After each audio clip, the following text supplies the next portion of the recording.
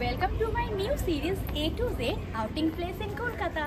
Today's first letter is A and A stands for Alipur Jail Museum. আমি দাঁড়িয়ে আছি এখন আমাদের আজকের গন্তব্যস্থল আলিপুর জেল মিউজিয়ামের একদম সামনে। আমার ডান দিকে আছে মিউজিয়ামের এন্ট্রান্স আর বাঁ দিকে আছে একটা কফি হাউস। এই জেল মিউজিয়ামের টিকিট প্রাইস মাত্র 30 টাকা আর মঙ্গলবার থেকে রবিবার পর্যন্ত সকাল 11টা থেকে সন্ধ্যে 6টা পর্যন্ত খোলা থাকে আর সোমবার কিন্তু মিউজিয়ামটা বন্ধ থাকে। আর ভিক্টোরিয়ার মতো এখানেও কিন্তু লাইট অ্যান্ড সাউন্ড শো হয় মঙ্গলবার আর রবিবার সন্ধ্যে 6টায় আর শুক্রবার থেকে রবিবার কিন্তু দুটো শো হয়, একটা সন্ধ্যে 6টায় আর একটা সন্ধ্যে 7টায়।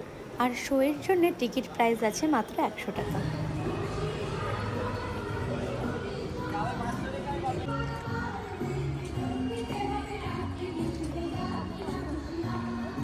'1906 সালে তৈরি হয় এই আলিপুর সেন্ট্রাল জেল, যেটি এখন আলিপুর জেল মিউজিয়াম নামে পরিচিত। 2019 সালের 2রা ফেব্রুয়ারি জেলটি পার্মানেন্টলি বন্ধ করে দেওয়া হয়। তারপর থেকে এটি সাধারণ মানুষের জন্য হয়ে ওঠে একটা মিউজিয়াম।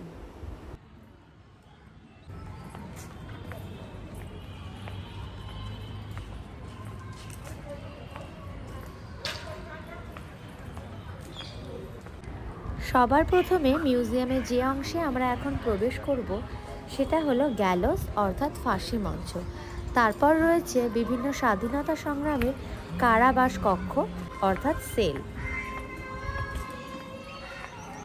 ফাঁসি মঞ্চ, প্রথমে ফাঁসি মঞ্চ আমার ভয় লাগে। মিউজিয়ামের এই গ্যালোস বিল্ডিংয়ে ঢুকতেই জানি না কেন বুকের ভেতরটা কেমন যেন ভারী হয়ে যেতে লাগলো। আমার মনে হয় তোমরাও যখন এখানে ঘুরতে আসবে তোমাদেরও একই অনুভূতি হবে। তো আমরা এখন যে স্থানে প্রবেশ করছি সেটা হলো যখন সমস্ত সংগ্রামীদেরকে ফাঁসি দেওয়া হতো তার আগে কিছুদিন আগে থেকে এই কক্ষগুলোতে তাদেরকে রাখা হতো।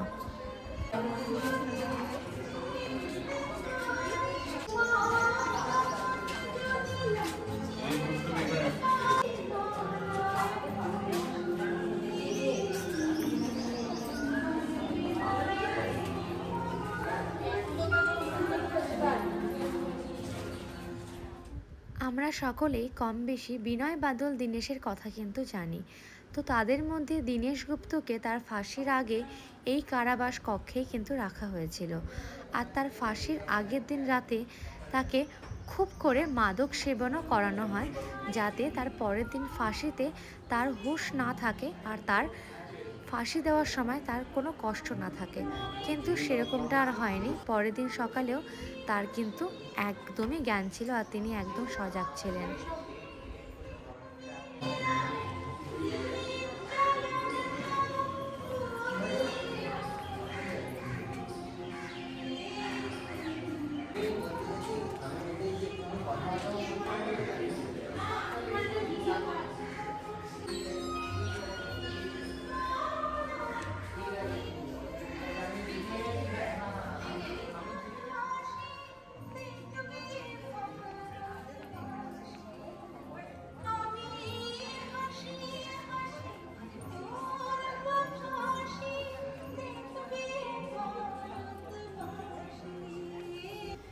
এই হলো সেই ব্রিটিশ আমলের ফাঁসির মঞ্চ যেখানে অগণিত স্বাধীনতা সংগ্রামীরা আমাদের দেশের জন্য নিজেদের প্রাণ দিয়েছেন।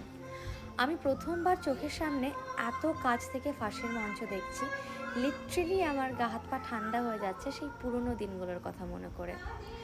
তো যাই হোক, এই ছিল ফাঁসির মঞ্চটা। ফাঁসির পর মৃতদেহ এই কাচের বক্সে আনা হতো, তারপর ওই সামনে দেখা যাচ্ছে টালির ঘর, সেখানে শনাক্তকরণের জন্য নিয়ে যাওয়া হতো।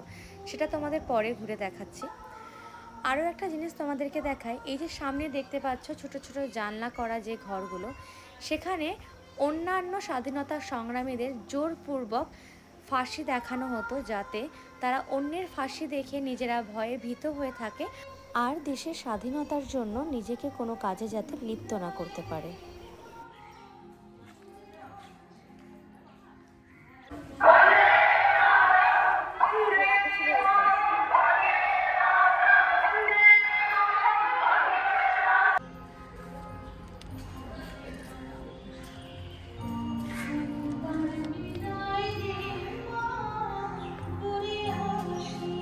আগে গাছে ফাঁসি দেওয়া হতো।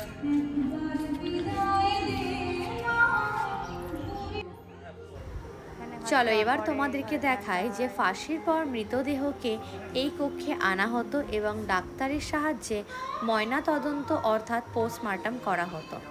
তোমরা এই কক্ষে এলে দেখতে পারবে যে আজও সেই ব্রিটিশ আমলের সেই পুরনো পোস্টমর্টমের কক্ষটি একই রকমভাবে বিরাজমান। এই হলো সামনে রাখা সেই 4 পায়া টেবিলগুলো যার ওপরে মৃতদেহকে এনে রাখা হতো এবং এখানেই চলতো পোস্টমর্টমের কাজ।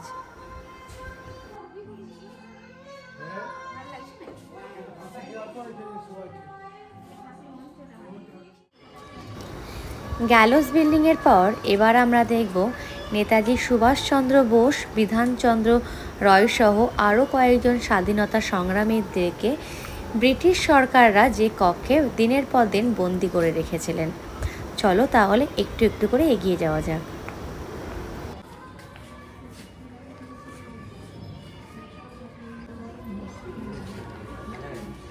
এখানে লক করে দিত।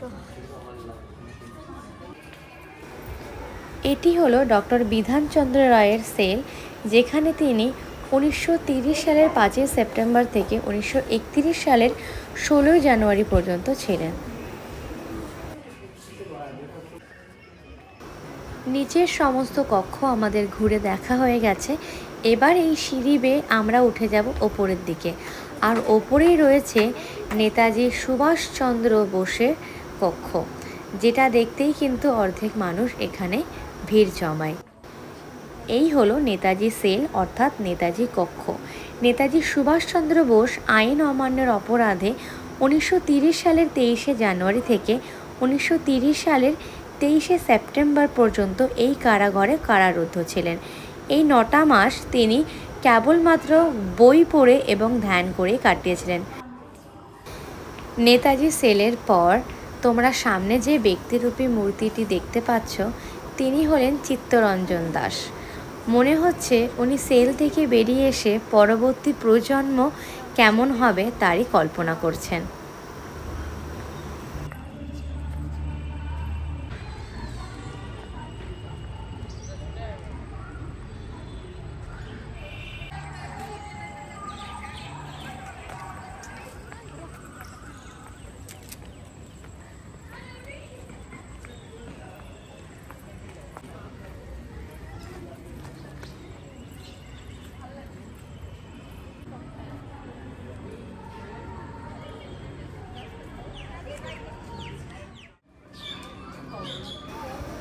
এরপর আমরা প্রবেশ করছি নেহেরু সেলে, যেখানে জওহরলাল নেহেরুকে কারাবাসে বন্দি করা হয়েছিল।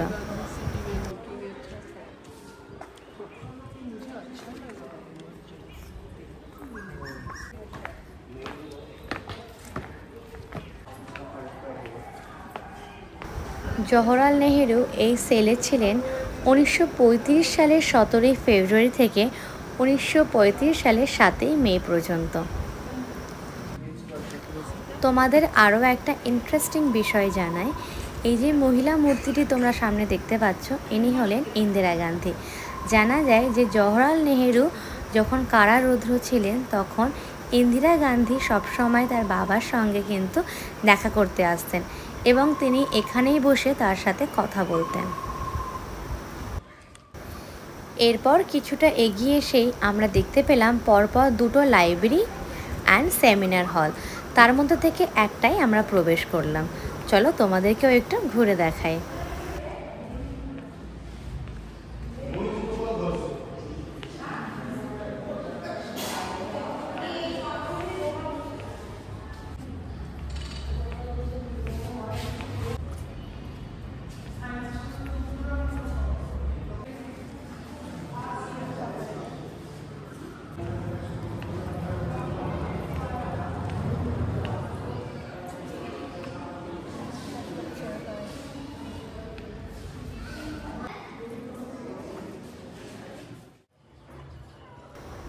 বেশ ঘণ্টাখানেক ঘোরার পর জেলের এই অংশে এসে বুঝলাম যে ব্রিটিশ আমলে তৈরি করা এই সেন্ট্রাল জেল কিন্তু বেশ অনেকখানি অংশ জুড়েই বিরাজমান। এরপর আমি উঠছি এখন ওয়াচ টাওয়ারের বিল্ডিংয়ে। এখানে এসে জানতে পারলাম ব্রিটিশ জেলাররা নাকি এই ওয়াচ টাওয়ারের ওপর থেকে সমস্ত কিছু লক্ষ্য রাখতেন। এরপর এই ওয়াচ টাওয়ারের কক্ষে আমরা দেখব বন্দীদেরকে কিভাবে শাস্তি দেওয়া হতো এবং তাদের কিভাবে কষ্ট দেওয়া হতো। এই মূর্তিগুলোকে ভালো করে দেখলে তোমরা বুঝতে পারবে যে এরা হলো এক একটা বন্দী এবং এদেরকে শিকল দিয়ে বেঁধে রাখা হয়েছে। কেবল শিকল দিয়ে বেঁধে রাখা হয়নি, শিকলের সাথে তাদেরকে রড দিয়ে আটকানো আছে যাতে তারা কোনোভাবে বসতে না পারে, বিশ্রাম না করতে পারে। তাদের শাস্তি তারা কনস্ট্যান্ট দাঁড়িয়েই থাকবে। আরও দেখতেই পাচ্ছ এখানে সমস্ত বন্দীদেরকে কিভাবে কাজ করানো হচ্ছে এবং তাদেরকে কষ্ট দেওয়া হচ্ছে।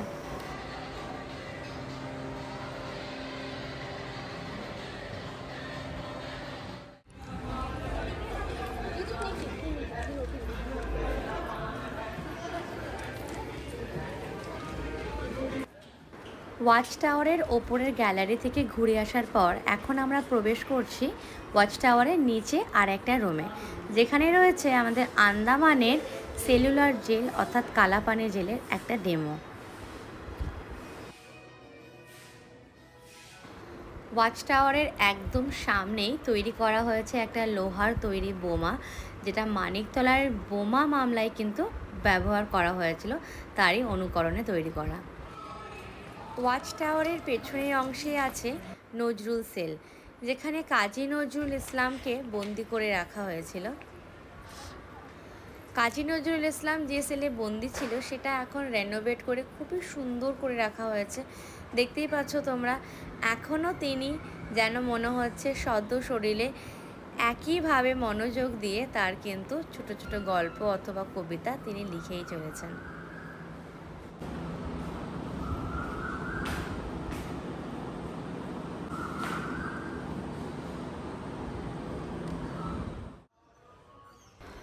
চলে এলাম আরও একটা অন্য বিল্ডিংয়ে। এই বিল্ডিংয়ে তোমাদের দেখাবো জেলে বন্দীদের জীবন চর্চা কেমন ছিল। আমরা এখন যে অংশে প্রবেশ করছি সেখানে একসঙ্গে কিন্তু অনেকগুলো বন্দীদের রাখা যেত। প্রায় একসাথে 70-80 জন বন্দী তো এই ঘরগুলোতে থাকতেই পারত।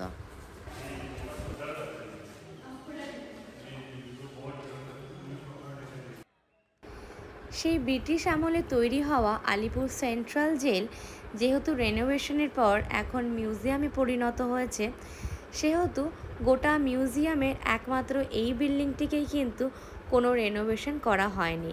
কারণ যে সকল দর্শকেরা জেল মিউজিয়াম পরিদর্শনে আসবে তারা যাতে অনুভব করতে পারে জেলের বন্দীদের জীবনচর্চা কতটা ভয়ানক ও কতটা দুঃখদায়ক ছিল।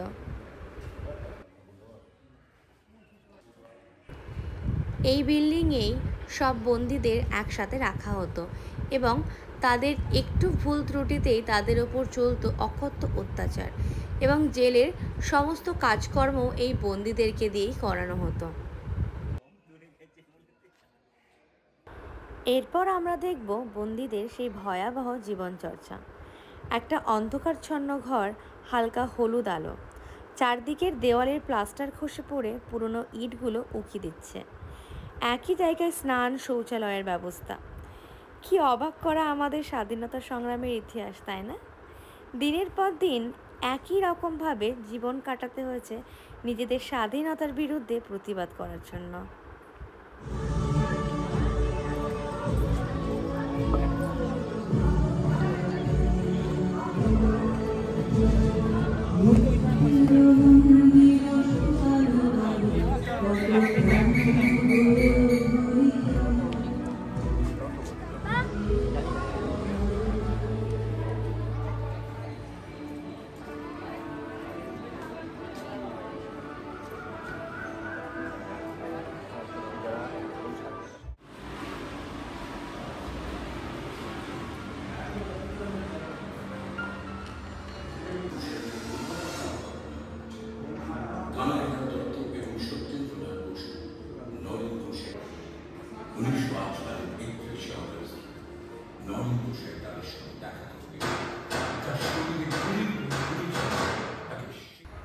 সো সো আমাদের A to Z সিরিজের আজকের প্রথম ভিডিও এখানেই শেষ করছি।